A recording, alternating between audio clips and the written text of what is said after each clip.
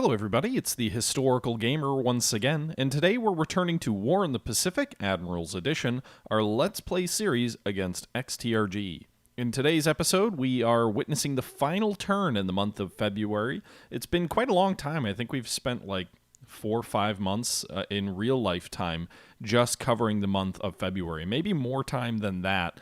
I think we had a pretty good cadence going in. We were very slow to start, and then I think we had a pretty good cadence going from sort of the end of December through to the 3/4 mark of January, but things really slowed up a bit in February due to some real-life stuff. So we have been making some pretty darn good pace. We've been making a pretty darn good pace in the last few weeks, frankly, since COVID, so silver linings, I guess. But in any event, we are on to February 28th. Something just sank. I don't know what, but I just got that, like, blaring in my ear, like, blah, blah, blah, blah, blah, blah, blah, blah, blah. But in any event, yeah, we're moving on to March. This will be the first time that we issue orders in the month of March. The war has kind of gone... I don't know. I don't really know how I feel about it. We have done a very good job at Singapore. We've got some a Japanese light cruiser and destroyer here are engaging some patrol boats of ours here. I think they're in the Philippines. I don't see the hex where the combat's occurring, but I think it's somewhere over here. So he's using his surface vessels to kind of hunt down the motor torpedo boats that we still had operating here. We'll just fast forward through that combat. Those guys, well, they stood no chance. You can see here the motor torpedo boat 11 and 7 both hit and sunk by multiple shells by the cruiser Tama and Yomogi. I think these are motor torpedo boats that fell back from Hong Kong, actually. They've been sitting at Botswana lately, and I think they're falling back to, well, they're withdrawing to Botswana. Meanwhile, Japanese RO-76 or 67 submarine is trying to torpedo some destroyers of ours, the destroyer Hull, here off Wallis Island, and it failed to hit its target. And now we're moving off to the AM bombing phase. This might be a slightly less exciting turn than the last few. We've had a pretty big series of battles in and around Singapore and throughout China in the last few turns. I don't have anything going on my end that's doing anything super exciting. But in terms of XTRG, I guess we'll have to see. He did suffer a pretty bloody repulse at Singapore yesterday, so I highly doubt he's going to attack there again. And our troops did get across the river in China and wiped out a Japanese regiment there. So I don't think he's going to attack there. He is pursuing our troops. We've got sort of 2 retreat lines in northern and in central China. One of them is clear. The other is out ahead of his troops, so I don't think there's likely attack there. We may see further attacks in and around Wenkao. Meanwhile, Japanese Zeros are running sweeps over Surabaya. You can see here a pretty large formation of Zeros engaging our Buffaloes. Buffaloes are bad. Okay.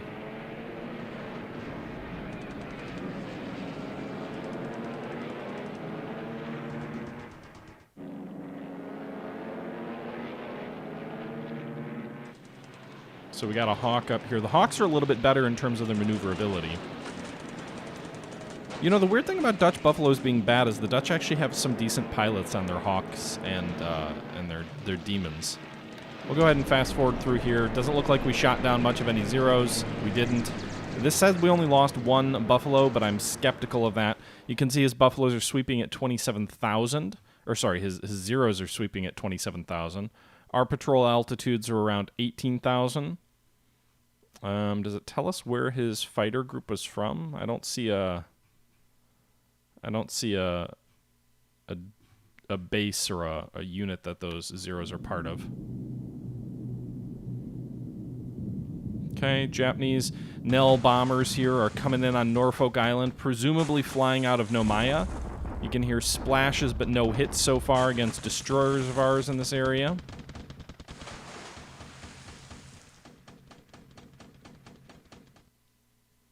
Okay, you can see 14 Nells and 7 Oscars. So he's got Oscar fighters out of Nomaya, presumably. He's got Nell bombers out of Nomaya as well. You can see here I attacked our 2 auxiliary minesweepers, I think they are, and then the 2 destroyers down here. They were launching torpedoes, so they used 14 torpedoes attacking at 200 feet. The torpedoes all missed, so that burned about 140 supply of his, because I think 10 torpedoes is 100 supply. You can see here 1 Nell was damaged. Meanwhile, 5 more Nells are coming in towards Surabaya with 28 Oscar escorts. So he's got at least 60 modern fighters capable of sweeping over Surabaya. We've got our Buffaloes, or what's left of them, attempting to interdict him. You can see no losses on either side. A very small bombing raid. He seems to really be just doing small bombing raids to force the fighters up to engage, and then fighter sweeps as well to clear the skies before he commits large numbers of bombers. Which is smart. I'm continuing to raise my own Dutch Buffaloes up because they can't really escape. They're all going to die anyway, and I want to put off his actual hitting us with heavy bombers as long as possible. So if I can stretch the actual fighter engagements out, I don't have any chance with these Dutch pilots of really inflicting any damage on enemy bombers. But if I can keep him seeing 10 plus fighters in the air, he may delay actually kicking in with large-scale bombing raids until he's cleared the skies. So that's sort of my thought there. Meanwhile, a large bombing raid is approaching our forces in Singapore. Here you can see lost quite a few Sallies and damaged, as well as a couple of other aircraft. It does say the runway took a few hits. We've also got 22 Sallies and 2 Lilies coming in here with 11 mates as escort coming in. He's attacking the airfield again. I'm assuming he's trying to go for the supply, which seems interesting because Singapore really produces its own supply, so that seems like a weird strategy.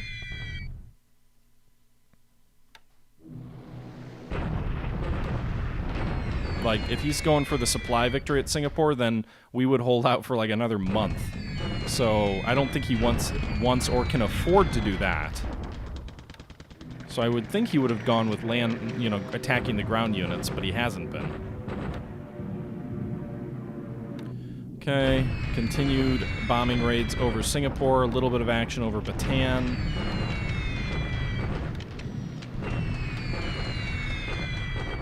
We've got some Dutch bombers coming in against a Japanese task force here, APDs, so destroyer transports. They bombed from 4,000 feet? No, they bombed from 1,000 feet with 300-kilogram bombs, but they failed to hit it. Another raid of 6 Dutch bombers coming in here as well against the same formation here of APDs. Or maybe it's the same APD, I'm not sure. Again, no hits, coming in at 1,000 feet. 2 aircraft damage by flak. No enemy fighter sweeps over him, though.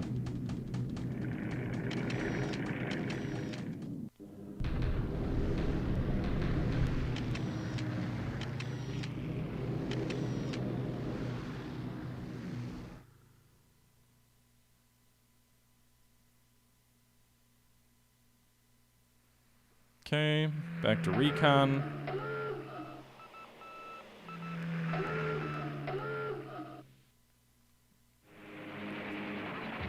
One of our Catalinas looks like it was just shot down over the enemy carrier task force. 11 Nells coming in here at these 4-stack destroyers and the Le Triomphe. Putting a torpedo into the side of the Le Triomphant. You can see these guys are coming out of Nomai as well. Also putting a torpedo into the side of a auxiliary minesweeper. You'd think that would destroy it in one fell swoop. Well, the Mattel sinks anyway. Heavy damage to the destroyer, Le Triomphant. 1 Nell damaged, 11 more Nells flying with torpedoes out of Nomaya.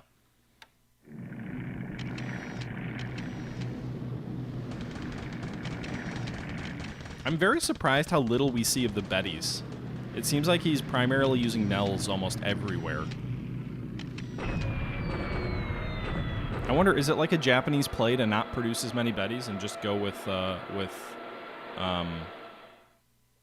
Nells because they have slightly better range?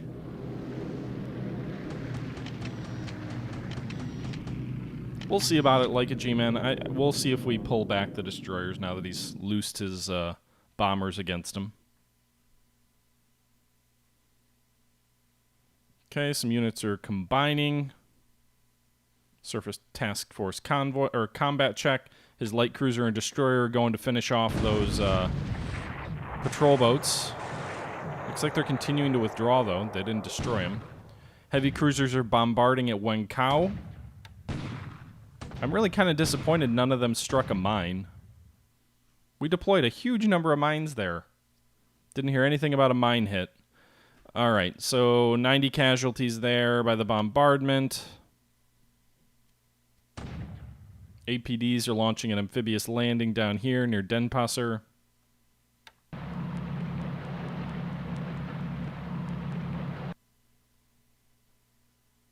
I don't know, Neuhauser. Do they use the same engine? You would know more than me. He's landing on that base south of Java, continuing his progress up the Java Peninsula, or the islands of Java. Or the Dutch East Indies. Java's the main island, I guess.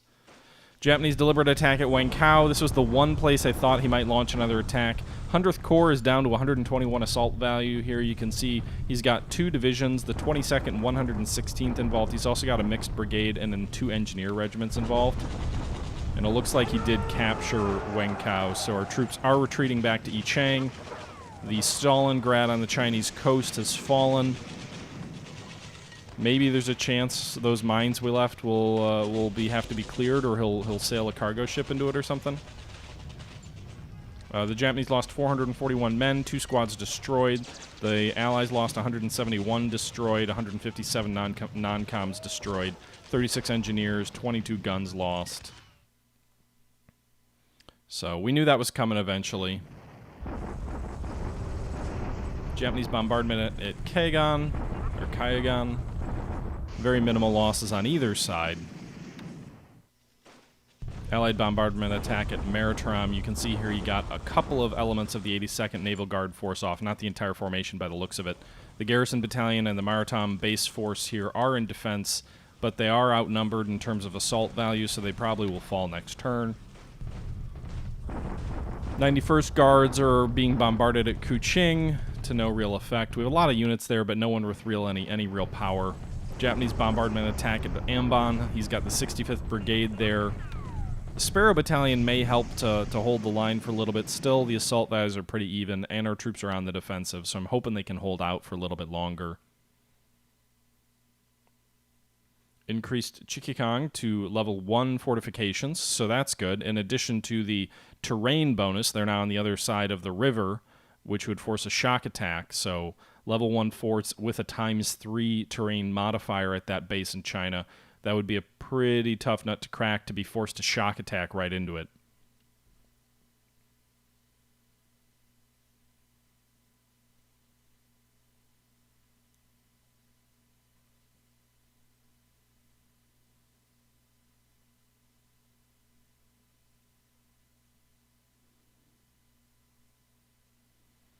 Okay, low garrison, some partisan penalties from a victory point perspective. Subtenders. Some S-boats are arriving in San Diego. Oh, joy. The frickin' S-boats. They don't use Mark 14, so that's nice. That's about the only good thing I can say about them. Some VMF squadrons, I think they're arriving from the U.S. East Coast in San Diego. So we'll have to think about that. We have some elements that are arriving in Pearl Harbor, Colombo, Calcutta, San Francisco. I think these are, again, more units that railed.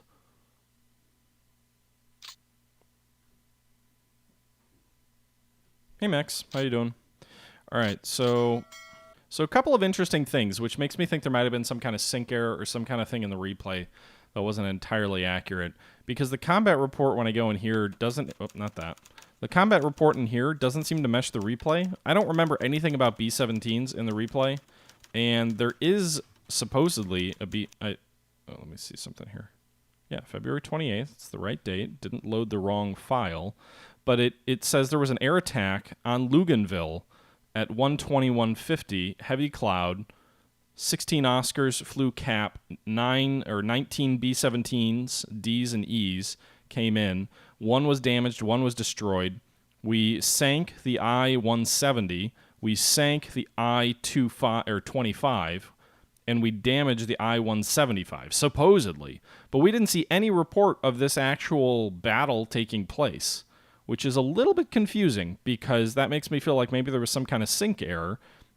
We did lose a B-17 destroyed by flak, and we did lose a B-17 damaged. I think each B-17 is worth 4 victory points, but I could be wrong on that.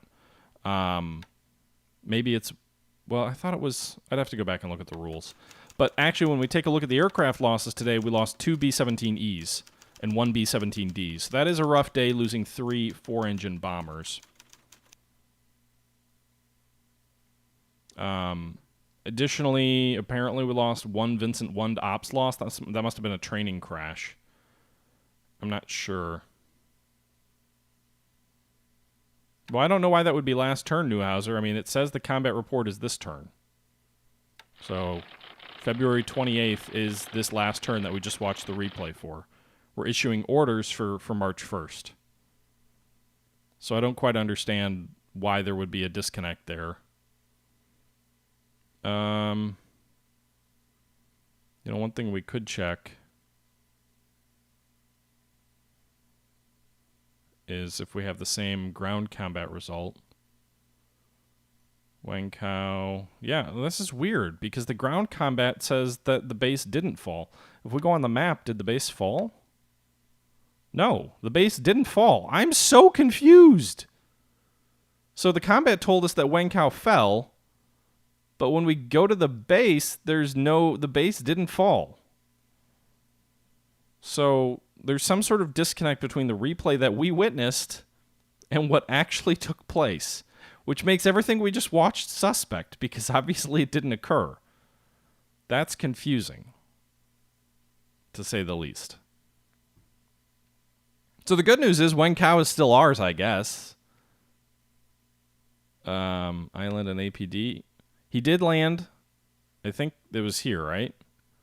He did land APDs here at Mataram, so that occurred. We have 46 assault value on defense there with the Prada garrison.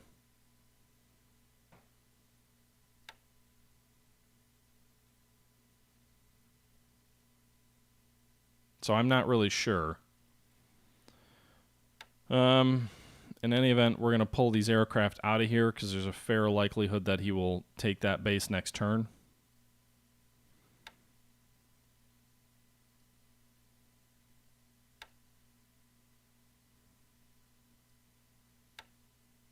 So we'll pull these Dutch aircraft out of here.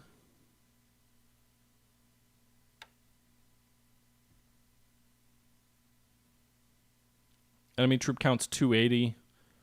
Our own troop count is 1,600. He's probably got more men still on the APDs that haven't landed yet.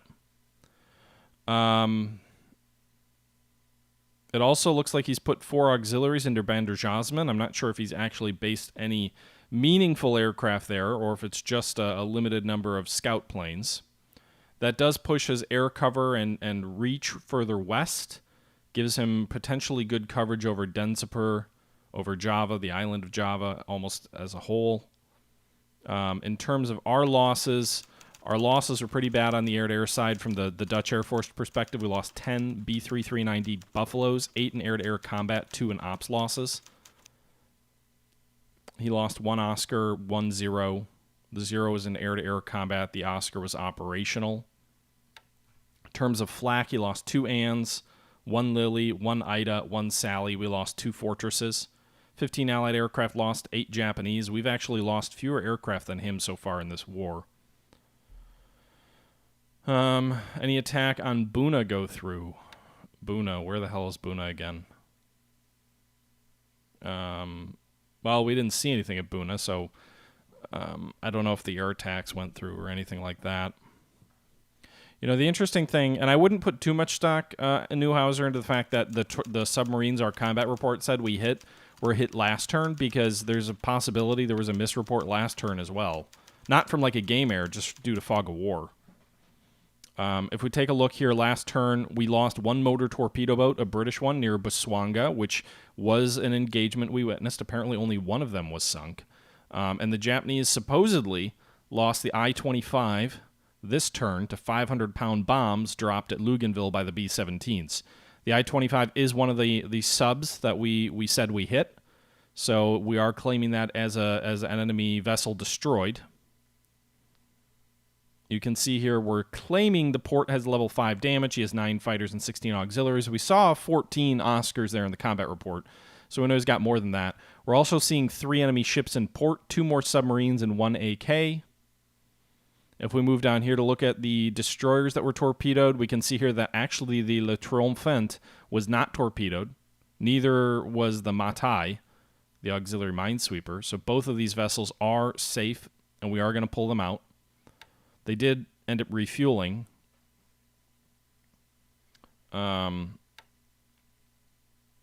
Meanwhile, the cargo ships here are unloading, actually. So we can't order them to leave yet because they still have elements of the 28th Australian Battalion on them as well as supply. So they will probably have to stay put. They did get a good portion of their troops off. 35 militia section, 11 support, 1 engineer, 5 vicars. So at the very least, it shouldn't be something he can just swoop in without like a full-size SNLF or guard force unit.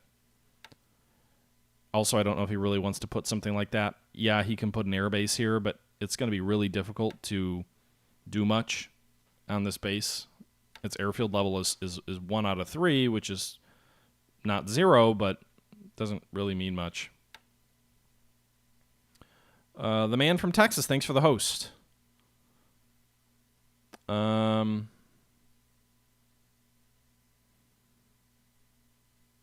So we finished unloading those elements of the 1st Australian Division. We formed it up last turn.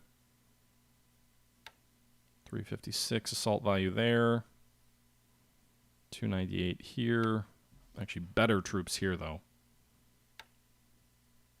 You know, the other weird thing is our political points didn't really go up. It seemed like they still stuck at 659, which is maybe actually... No, I think we were down below 500 at one point, so they're probably still building themselves back up from when I spent some stuff.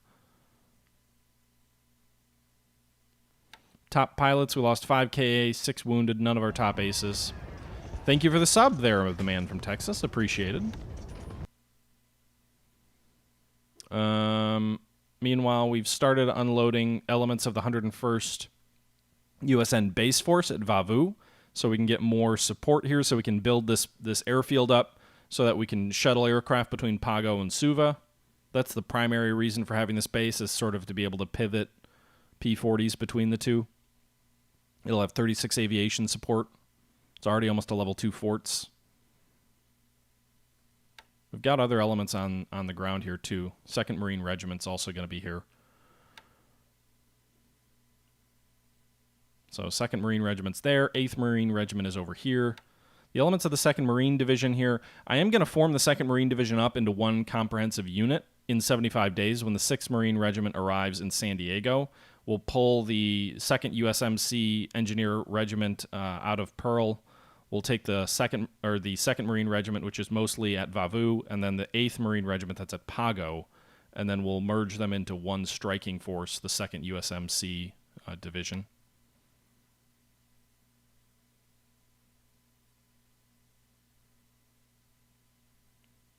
In terms of enemy ship positioning, well, we do know that the enemy carrier force is moving further east. So it does look like he may actually be moving a little bit southeast. It says east, but maybe a little bit southeast. They got past our subs. Remember, we had this 2-line sub picket line. So they got just past the subs. They're moving southeast, probably toward Palmyra. Now, we do have some shipping in this area, but I don't want to pull the shipping out yet because I want to get those ships unloaded as much as I can. These ships are probably almost certainly going to be sunk. And that's going to kind of suck because that's going to be 12 victory points for the Van Kloon. The Kalmora is also 12 victory points. And then we have the destroyer. We've got a destroyer in here as well, the Morris, which is 6 victory points. She's a Sims class. Actually better at ASW. Or at least more robust at ASW. She's got radar too. And I'm going to form a new task force with that destroyer. I'm going to move her off to Christmas Island.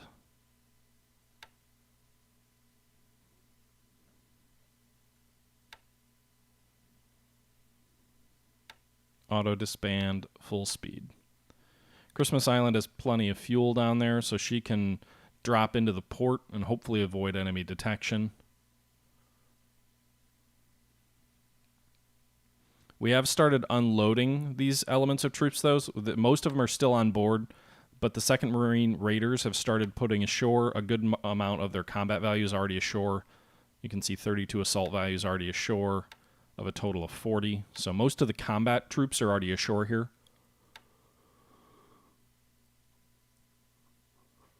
And then we've got the Kolmara, which we have docked, and will begin unloading the USMC Field Artillery Battalion. She has 1,255 millimeter M1 howitzers and some motorized support. Relatively small unit, but the howitzers need those cranes on the dock to be able to effectively unload. So we've docked there. These guys are definitely going to die, those ships, that is. My hope is that we can get the majority of the units unloaded at Palmyra to bolster its defense. It's still not a very strong island. If he made a play for it, he could certainly take it if he sent like a regiment or so. But, you know, I don't think an SLNF force would take the base yet. Especially as we're almost to level 3 forts. That should help. But yeah, you can see this is definitely the carrier task force. 73 fighters, 182 bombers, 24 auxiliaries. And he's got it formed into multiple task forces here. We've got good vision, good visibility on them, thanks to the Catalinas that are flying out of here. If we take a look at the weather, it's supposed to be clear tomorrow. So these guys are, although there is a borderline, it does look like it switches over to overcast once you get down to Christmas Island. The shipping down here is headed back toward Los Angeles. We're hoping he doesn't move past Palmyra too aggressively. But, you know, 1, 2, 3, 4, 5, 6, 7. He's already in air range of Palmyra. Not quite to Christmas Island, but depending on how far south he moves, he may be. These ships in these areas are actually going to angle away from him. So unless he moves directly south, the hope is this cargo task force is safe with its fuel. This task force is headed back toward LA at flank speed. So if he keeps moving southeast, these guys will be moving in the opposite direction, so that should help. These heavy cruisers also moving in the opposite direction of him.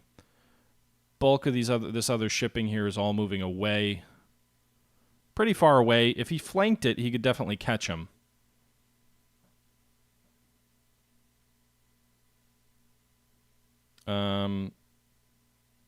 No, so I'm not evacuating the Catalinas for a couple of reasons here, Pat. I'm hoping, these guys are all going to die, but I'm going to order a suicidal naval attack, skip level bombing with these B-18 Bolos.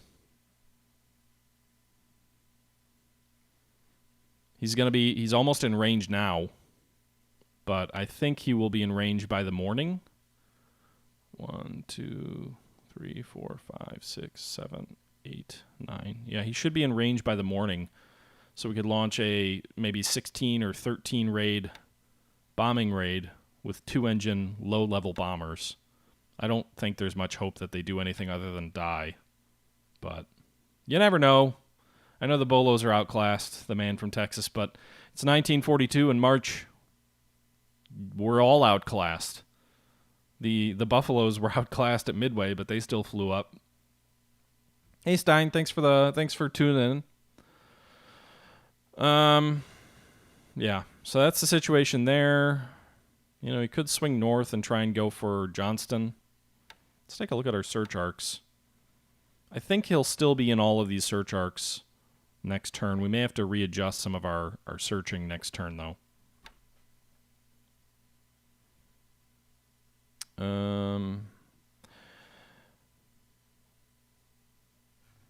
Pearl is okay. Are we building forts there? We are not. Why are we not building forts there? That's stupid. Yours truly is stupid. We need to be preparing for a potential landing there. I mean, I think that's highly unlikely and certainly not going to happen anytime soon, but just in case. These guys are bringing fuel to Melbourne. I think we're going to hold them at Pearl for the time being. I don't want them to unload, but I am going to send them to Melbourne, or sorry, to Pearl with their 20,000 fuel. Pearl could actually use a topping off. She had over 500,000 fuel. She's down to 440. So that might be something we should consider. The ZAC combat progress to the Japanese to this point is mixed. It is March 1st of 1942. The good news for us, Singapore has not yet fallen. And actually, last turn he launched a massive attack against Singapore and failed, or I guess 2 turns ago now. We still have about 2 effective combat divisions, 1 very effective combat brigade, and some battered up troops. We still have level 3 forts, which, by the way, only made 1% progress today from 6 to 7. And we still have quite a bit of supply here. So we're hanging tough against large Japanese formations. We pretty much wrecked the Japanese Imperial Guards division. So we did a good job there. He will take Singapore. It's only a matter of time, but we are definitely holding him up. I'm hopeful based on the last combat result that he is going to pause to bring in additional reinforcements, and that or pause to allow his troops to reform, and that we might have 5 or 6 more days until the next attack. And in that event, you know, I'm hopeful that we can hold Singapore at least 1 more week. 2 weeks might be optimistic, but 1 week is my hope. He hasn't landed on Java or Sumatra yet. He is sort of making progress up the southern elements of the Dutch East Indies. He's taken Timor, or at least most of it. Roti is still nominally in our control, but we have no troops there. He's taken Flores, Sombaya, just landed at Matamara last turn. Ambon is still hanging out or holding out. Mindanao is still holding out. We bloodied a couple of his regiments here at Kaigan. So we did a good thing there, although our troops are almost out of supply, so things are only going to be... The troops are all currently more or less in supply, with the exception of the most important unit, which is a little bit under supply. And then Bataan is still in very good supply situation. We ran like an additional 20,000 supply into Bataan early in the campaign when he was not doing a good job of shutting things down. He currently only has 2 divisions deployed to Bataan. Honestly, I think if we counterattacked, we'd probably drive those 2 divisions back, but we would so wreck our own forces in doing so that it probably isn't worth it. My main goal here is we've still got 25,000 supply. If he doesn't press hard at Bataan, we might be able to hold 2 Japanese divisions in place and hold the place till April, maybe even May at the current rate. But we'll see. Where things are going badly is in the South Pacific. So he's taken the bulk of the northern New Guinea coast. He's brought an entire division into Port Moresby. He's attacked and had good success in his first attack. I think he's probably waiting for supply to build up before he attacks again. But he reduced the forts from 2 to 3. He destroyed, I think, 1 or 2 of our units here. And he has almost double our assault value here. So assuming he can get enough supply over the Buna Trail or via airdrop out of Rabaul, he is going to take Moresby. Sadly, there's really nothing we can do about it at this stage.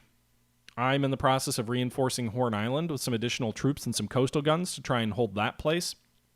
It wouldn't hold against a spirited attack by large numbers of troops, but in any event. So he's got a division deployed to Moresby. We saw him bring a regiment into Buna. We sank one of his cargo ships carrying troops at Buna as part of that regiment with our Banshees. I think it was a regiment. I'm trying to remember. What did we see? We saw the unit, right? Or am I getting that confused with China? I don't know. In any event, we saw a regiment or a brigade or something. He was moving some additional troops into Buna. I actually have the Banshees ordered to do that. So currently the Banshees order is naval attack. Their backup attack is ground attack. So if they can't find any naval units to attack, then they will bomb Moresby.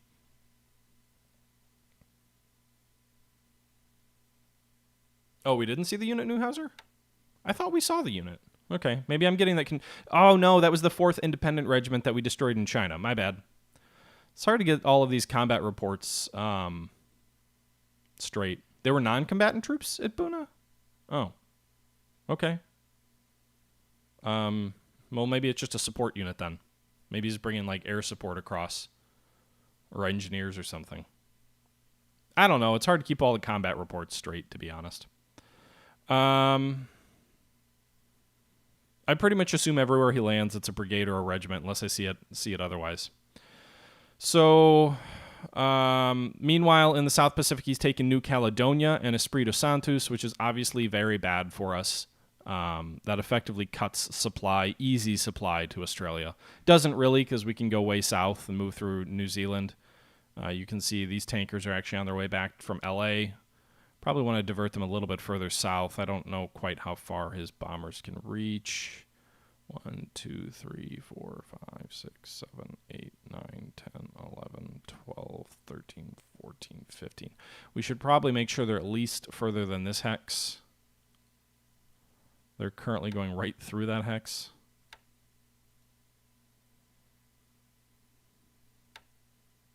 Nope, you need to go further south, buddy. He doesn't want to listen to me. Maybe when I change the other waypoints, he will?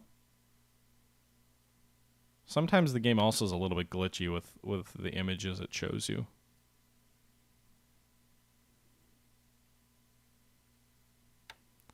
Fine, I'll clear all waypoints first. That's a stupid mechanic, though.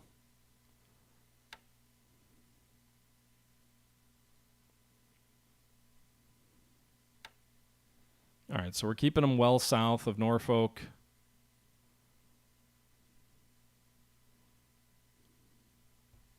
All right, that should be a relatively safe course, assuming the Kitty Butai is gone.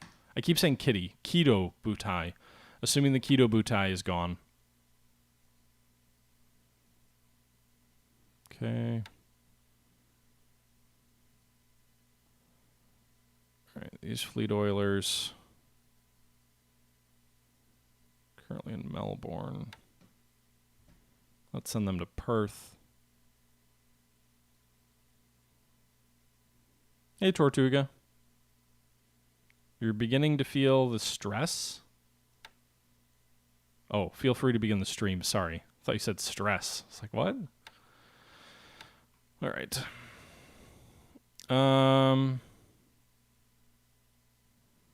These guys made it to Sydney. Sub-patrol Tarpon, disband. Then we'll go ahead and repair you. You've got 58 system damage. Yikes. Probably should not stay ready. Going to... Ha! 58 system damage gets fixed in 6 days in the shipyard. The repair guys are just like, meh, no big deal. Turn replay's already over, Tortuga. You missed me mixing up China and other places with New Guinea.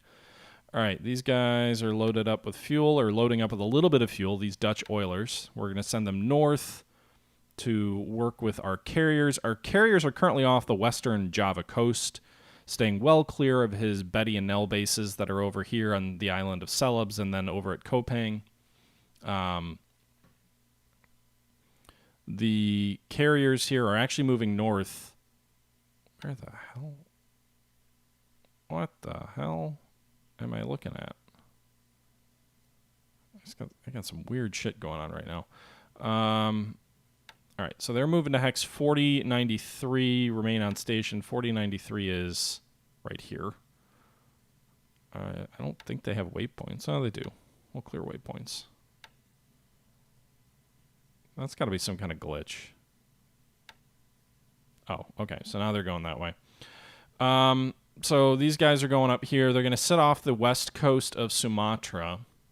And my thought is, like, once he lands some troops at Palembang, then I'll race into Palembang and I'll hit him. The other reason that they're in this general vicinity is I want to screen the approach of the 7th Australian Division, which is coming in 2 convoys. One's coming down from Karachi, having just refueled on its way to Perth, carrying the crack desert soldiers of the 7th Australian. And then we have another force here, which is largely just carrying some of their heavy equipment, which is coming south as well. The two may merge up if they get close enough. We'll see. But 7th Australian is a crack division. The 6th Australian is also on the way to Australia, and they are currently on the final approaches to Oz. They're 15 hexes away. They should be 9. Basically, they're 3 days away from Perth. They have an ASW convoy with them as well. Some light cruisers going up to Colombo.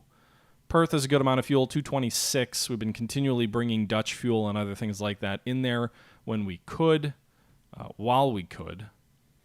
And that's the situation. I did have one interesting idea that I wanted to kind of... I think I know which one of you are going to say this is a great idea. And I haven't mispronounced easy words yet. Sure I have. But I have an interesting idea that I think may be stupid. And I'm sure some of you will be 100% on board with it, and some of you will tell me that it's stupid. But here is the idea. So my carriers are going to sail north here. They're going to be, frankly, too far off the shore to help Singapore in any way. However, in like 1 to 2 days, they will be within transfer range of Singapore. I thought about flying them into Palembang, but they can't fly long-range cap over Singapore from Palembang. The aviation support at Palembang is also very low, so the aircraft would accumulate a large number of damaged aircraft through just normal operations, and then they'd end up being stuck there, and you'd lose a lot of aircraft to mechanical losses and whatever. So what I was thinking about is in 2 days or so, 1 or 2 days, when the carriers are right about here, is flying off maybe 50, maybe 70 of our fighters and moving them into Singapore. And base them out of Singapore for literally just 1 or 2 days. We would then have 70 or so F4F Wildcats. The air, somehow, again, I don't understand it, but somehow he is not bombing the airbase. He's doing no service field damage, no runway damage. The airport is in pristine shape at this point in time.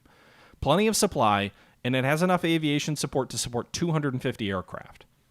So, debating throwing the aircraft into Singapore, throwing up a quick short-range cap, and then for 1 or 2 days, savaging his bomber formations that are coming in. Because if we looked at the combat results for last turn, the only fighters that he has with his bombers over Singapore right now are Nates. They're freaking crappy Nates. They don't even have the guns to penetrate the armor. Well, so here's the thing, Pat. Potentially, we could get the aircraft in and throw the cap up on the same day. It is possible to do that. Now, usually when you transfer aircraft between bases, they can't fly a mission the same day. But I did that with the B-17s. The B-17s arrived in Suva, and the same day they launched bombing raids against Loganville. So that tells me there might be some sort of morale or fatigue check, but if it checks out, we could do it. And so we could actually fling him in there, throw a cap up same day, he would have no time to react, and maybe shred his bombers a bit. It's an interesting idea. I'm not in position to do it right now. We can't get there right this turn, but it sounds like something that could be fun next turn. And, you know, he may... obviously, if he sees a bunch of F4F Wildcats in Singapore, he'll know, like, oh, wait a minute. The American carriers are there, right? But one, he may not know they're actually based out of Singapore. He probably will. So then he'll know they're within the vicinity of Singapore. But remember, when we detected an enemy submarine off the coast of Australia, so he might already think that anyway, because our Devastators attacked an enemy submarine. I think it was it Devastators? Might have been Dauntlesses.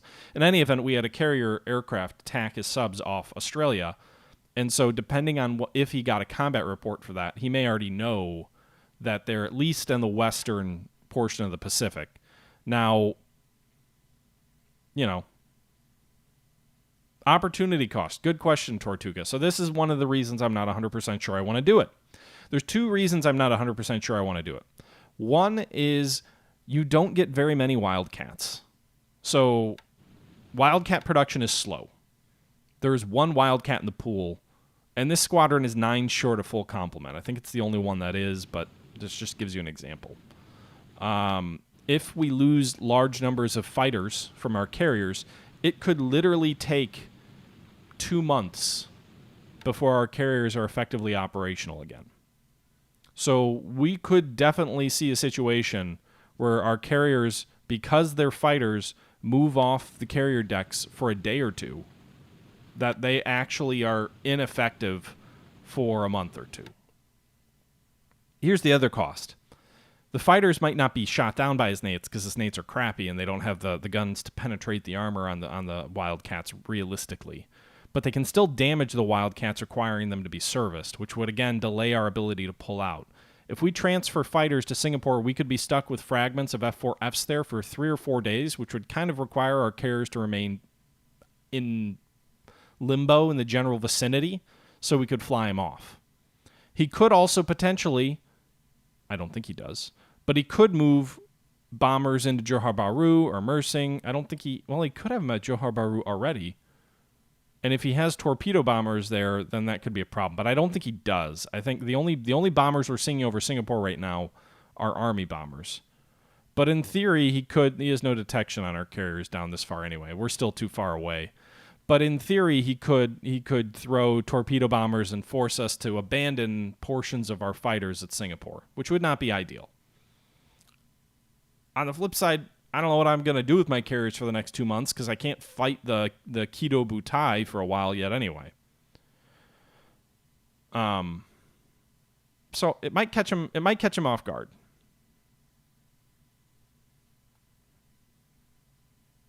Yeah, he does have a couple of Tojos on cap, also Neuhauser, but there's only 8 of them. There were 8 in the last battle. I've never seen more than 8, and I think my memory as playing as Japan into April is that Japan gets like 1 fragment fighter squadron with a couple of Tojos, which I think are just like experimental versions of the Tojo. It's not yet in production, so he has them. They could be problematic, but I think there's only 8 of them. The alternative is that we could fly some of our fighters that are currently in Rangoon, which, by the way, guys, this is kind of cool. We have 92 aircraft at Rangoon. 97 of them, 90 already are fighters. Of that, all but 14 are modern aircraft. We've got 14 Buffaloes, but we've got over 70 modern frontline fighters. P-39Ds, which aren't great, P-40 Warhawks, Hurricane Tropes, some H-81 P-40B variants, a couple of Blenheim 2-engine bombers. In addition to those 97 fighters that we have a further 48 fighters back here in India, which can fly in one turn into Rangoon. So we actually effectively have 130 frontline fighters, or 110 if you take the Buffaloes out, 110 frontline fighters to support the Burma front. Honestly, I would rather they were in Australia, based on the way the campaign is unfolding. I mean, we've got like 60 Warhawks in Australia, and we've got another 30 to 48 Hurricanes on the way. But I'd still rather the fighters in Australia right now. That being said, what we could do with those fighters is we could give them fuel tanks, and then we could transfer them down to Seabang. That would take 1 day, and then we could transfer them down to Singapore. So in 2 days, we could probably get the bulk of the fighters, or some of the fighters, into Singapore and catch them off guard. That might be a more cautious and equally effective plan.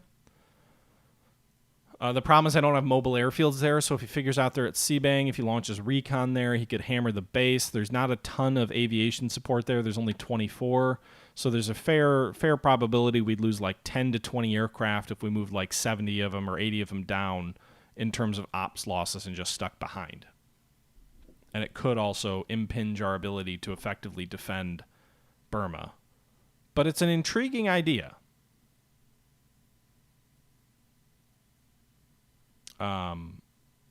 If the carriers did get pushed off, I don't know. I don't know. I just hate the idea of losing the F-4Fs on the ground or something like that. The troops coming over from the Burma Mountains like a G-man. So the 18th British Division is on a road now. They're 26 miles on their way to Miditang. Once they're here, they'll load up on a railway car and they'll head down to Pegu. So they're probably 2 to 3 days away from Midiyang, or however you pronounce that, Mayatai. I don't know. Hooked on phonics. Probably 2 to 3 days away from here. 2 to 3 days to load up on trains. 2 days to get down to Pegu. We're still talking about a week till they're at Pegu.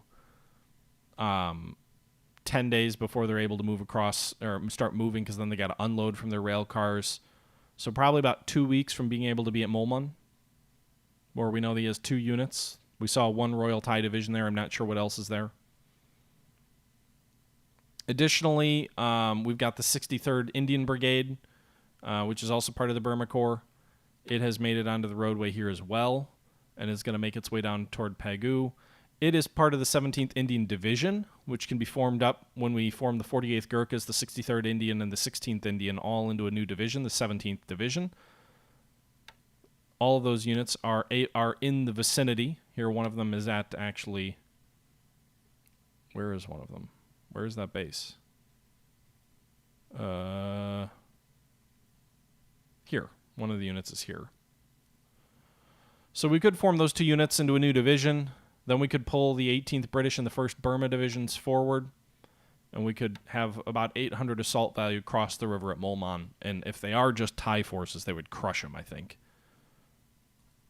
Meanwhile, in China, our troops are fully across the river here. You can see 5,600 assault value safely across the river.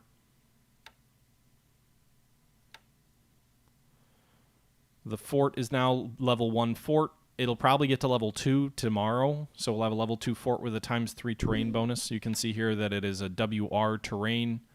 WR stands for forest and rough, which is ×3 defensive value. The base has low supply, but that's mainly because all the troops, when they crossed the river, drew supply, so you can see everybody's in good supply. Everybody has sufficient supply. Should get more supply next turn. We have a lot of supply flowing through Kuayang, 7,500. We also have 18,000 supply at Tuyan. So again, supply is slowly moving forward. They're not all in combat mode yet. Most of them are in. Some of them are in move formation. We can set them all to combat.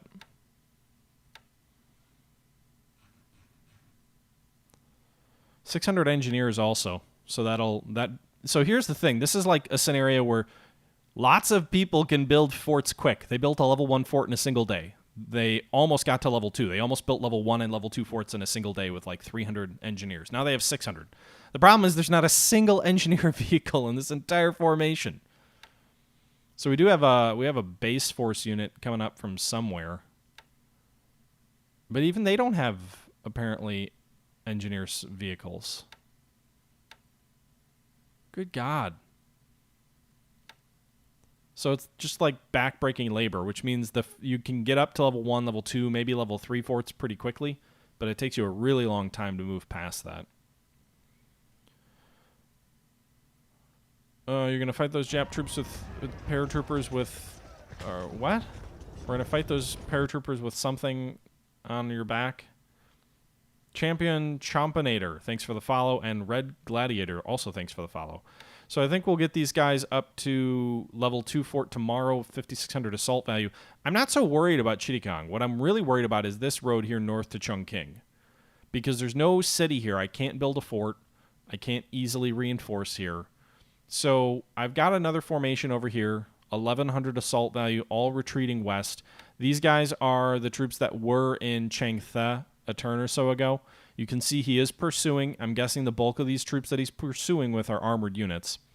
But most of our troops here are actually at 40 miles. So these guys should all be away. Even if he tried to attack here, he would fail. So these guys will be out of that hex and will be here tomorrow. And then maybe we can finish off these Japanese paratroopers here, the Raider Regiment. I'm debating even launching an attack right now, hoping that if my new troops come into the hex and they're in combat formation, then they would join the attack. But I'm not 100% sure if that's how the rules work, so I'm holding off on doing that. Because if I try and launch an attack with these guys with 4 assault value, they'll just get chewed up. So, anyway, the intent here is to pull the 1,100 assault value back here. We'll put these guys across the river. This is also a ×3 defensive value place here. And then we're also moving some 200 assault value up from these 2 units into that area here. They're still 62 miles away, but they're going to head up here. We also have the 52nd Chinese Corps, which is also going to move in that direction. So that'll be another 200 assault value.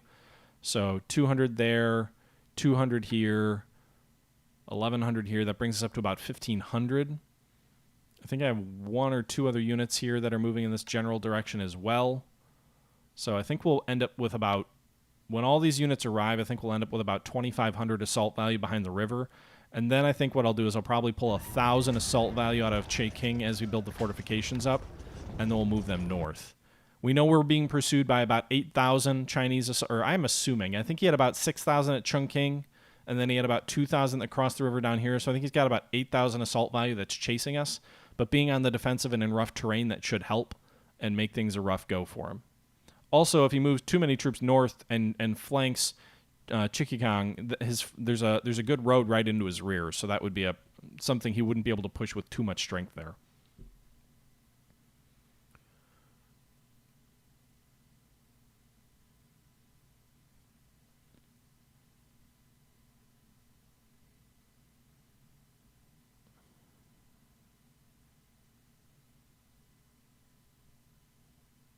Yeah.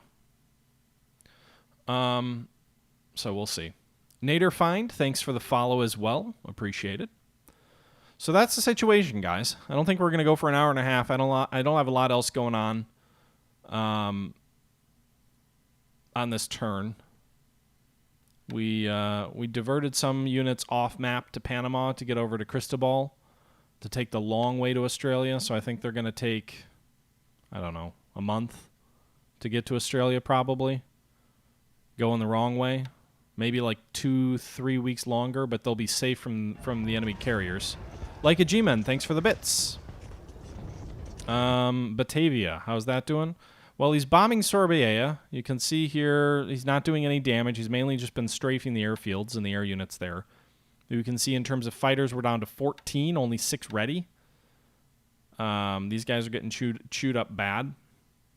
Getting chewed up something fierce.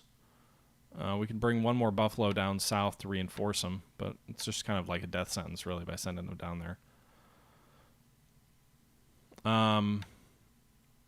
We have other units that have fallen back to Batavia, ground units and the like. So we've got about 800 garrison strength at Batavia. The hope is they can hold a Japanese brigade or division up there if the Japanese land. We're level 3 forts. We're 48% of the way to level 4 forts. Surabaya, meanwhile, is at level 3 forts, 72% of the way to level 4 forts, but it's in clear terrain, whereas Batavia is in urban terrain. Also, a lot fewer troops at Surabaya. It's mainly just about making it not such an easy landing. I think he'll probably end up landing in our rear anyway. So Batavia is sort of our rock. It's where we're going to fall back the majority of our troops to. Palembang is not anywhere near as well defended. I didn't do the Fortress Palembang strategy. It's at level 2 fort on the way to level 3. It's got about 114 soldiers worth of combat value there. Trying to get a garrison infantry battalion up toward Palembang to give them a little bit more strength. But that's the situation there. So we'll see. Offshed Descent. This is War in the Pacific, Admirals Edition. It's a game that is about 10, 12 years old. It's actually a modification, like an official modification, or kind of like Falcon 4.0 Allied Force is to Falcon 4.0. There was they didn't change the source code, but they made a lot of changes. They changed the hexes from like 60 square miles to 40 square miles, or maybe it was 80 to 40. Made the map a lot bigger, made a lot of changes. But the re-release came out in, I think, 2000... Was it 2009? And then the original Struggle Against Japan was like 2004, 2005, 2006, somewhere in there. So the base game is 15 years old. It's actually based off an old SSI game called The Pacific War, which came out in the early 90s, I think it was. It's all done by Gary Grigsby. He's the game. I don't know if he's the designer or the coder, but it's War in the Pacific by Gary Grigsby. But anyway. The Buffaloes are not carrier capable if they're Dutch. So the Dutch Buffaloes are not carrier capable. The Americans are the only ones who have carrier capable Buffaloes. It was I-25 Neuhauser.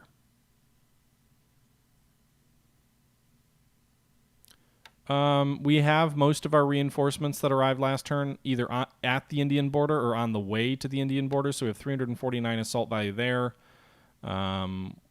Elephants! We have a small base force up here at Impal. Koima has a small force as well. But on the rail line behind them, we've got a couple of units. We've got more troops on the way. We definitely are reinforcing. We're continuing to use air resupply to try and bolster China's supply situation. 16 Blenheims, 12 Hudsons, 12 Lodestars, 106 aircraft, 97 total overall. Some fortresses, some liberators. Fatigue is somewhat there, but they're all flying out of Lido, which is on the rail line in India, and they're flying supplies into Kunming, and then those supplies filter into the Chinese front. Additionally, we have got a large number of cargo ships that are dropping supply in Rangoon to continue to bolster the Burma front. So you can see here we've got about just shy, let's see, that's 33, 34, 39, 40,000 supply currently in port at Rangoon. Rangoon itself is 28,000 supply. So you can see we're trying to unload those units as quickly as we can. These guys actually, I think they unloaded in like one turn. They brought 14,000 additional supply in. You can see these cargo ships are on their way back from Rangoon. We have mines in the port of Rangoon, 106. And then we're also sort of transferring some supply east to Pegu, where we put 5,000 supplies, the requirement. And then we've set the requirement for supply along the railway between 3,000 and 5,000. The hope here is that we'll pump supply into some of these bases that are along the railway, and then what that'll do is that'll lead to supply being sucked from these bases into China. So China already gets like 2,000 supplies a day or something like that from the Burma Road until this roadway here to Rangoon falls. But the hope is that if you build enough supply up in Burma, it can actually pull additional supply into China to help them as well. How many units are in? Why is the supply requirement so high at Quying? Oh, I think I manually increased it to 5,000 there in the hope that it would cause supply to flow through. I don't really fully understand how that all works. Malaria zone does... I don't know if it impacts... I don't really know how the malaria zone works, but there is a malaria zone on the map. I don't know if it lowers defensive AV or what. It might. On the flip side, that most of this terrain is either jungle or rough terrain anyway, so it makes it easier to defend. There are some clear hexes, which could allow them to speed up the rail lines.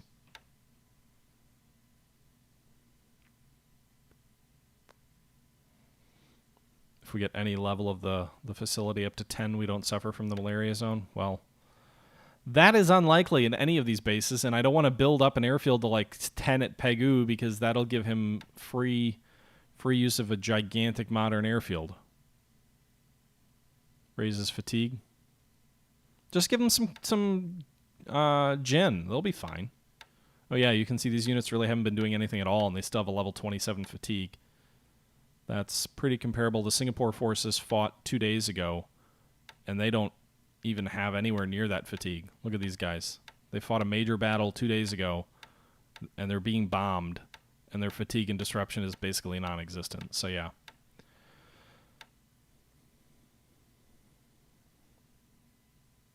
Some of the bases, fortifications as well. Not fortifications, some of the bases. Okay, so Rangoon, for example, would not have that penalty then because it's got... Oh no, it's 5 and 4, so it would if the forts don't count.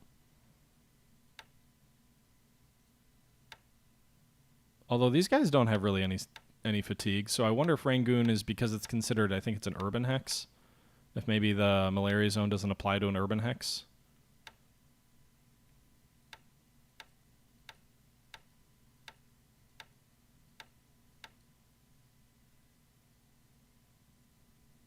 So, in any event. All right, guys, we've been going for about an hour 15. I don't have a lot else to show. Oh, the closer to... Okay, whatever. I don't have a lot else to show. It was an interesting turn. I'm wondering if there was a sync issue at some point. But with that being said, I hope you guys enjoyed the video. I'm going to go ahead and sign off here. Hope you guys enjoyed. I will probably stream something else tomorrow. I don't know what. But to the new sub, to Like a G-Man, thanks for the bits. To Nader Fiend, Champion Chompinator, Red Gladiator, thanks for the follows. And then Texas, what was your name? I can't Alt-Tab out of here. I know you subbed, but I can't Alt-Tab, so thanks for the sub. Anyway, guys, appreciate it for coming out. Hope you guys have a great night. Stay safe, stay healthy. Until next time, this is the Historical Gamer saying once again, thank you very much for watching, and until next time, I'm out.